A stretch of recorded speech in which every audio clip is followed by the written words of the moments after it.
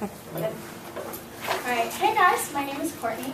I just want to thank Robert for letting me come speak to you guys today about New Zealand's sustainability.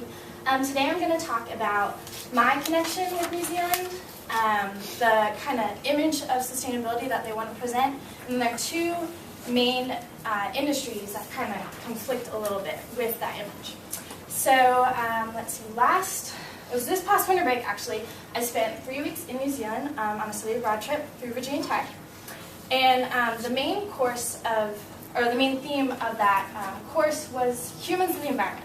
So we learned a lot about New Zealand and their sustainability, as well as their natural history and kind of their wildlife and their flora and fauna, and about their major industries and money-making industries that they have there. So, when you guys think about New Zealand, like what kind of comes to mind? Sheep, what? Lord of the Rings. Lord of the Rings, right? Yeah. Anything else? Okay. Green, right. So kind of going back to the green and Lord of the Rings, you know, when you watch those movies, you see the beautiful landscapes and the natural beauty that they have there and all the wildlife, no people. And that's kind of the image that they want to present, this pristine, 100% pure, like I think they call it green and clean image. And they do a really good job. They do a good job over there, and being green and environmentally friendly is definitely more prevalent over there than it is over here. It's kind of on everybody's mind, and that's something that they're really, really proud of. But they have two major money-making industries for them over there that they try to make green, but then also kind of messes with that a little bit. So their two industries are tourism and agriculture, especially sheep and dairy and meat. So for tourism, everybody wants to go there to see the green, right, and see Lord of the Rings, all that. Also, side note, if you guys watch the Air New Zealand safety video, it's all the Hobbit and Lord of the Rings themed, and it's really funny. It's great. I highly recommend it. It's on YouTube somewhere. But so tourism.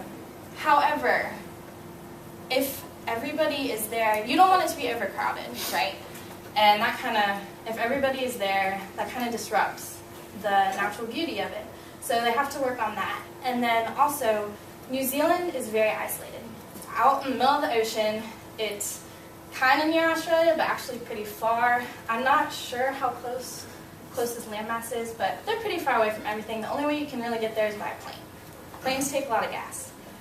In their cities, they're very good with bikes and walking and bus systems and like electric cars.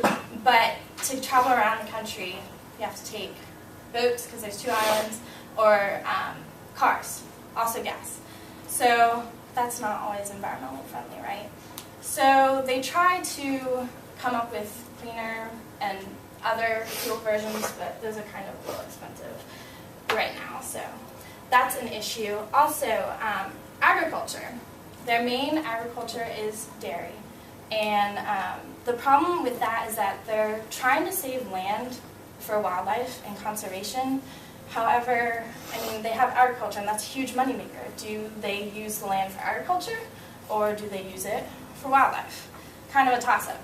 Also, 90%, I believe it's like 90% of what New Zealand farmers grow and make is exported. That takes gas. So that's also not as environmentally friendly. So, I mean, they do, like I said, a really good job. They do a really good job of trying to be green, but there are obstacles to that. So that's all I have about New Zealand. Does anybody have any questions?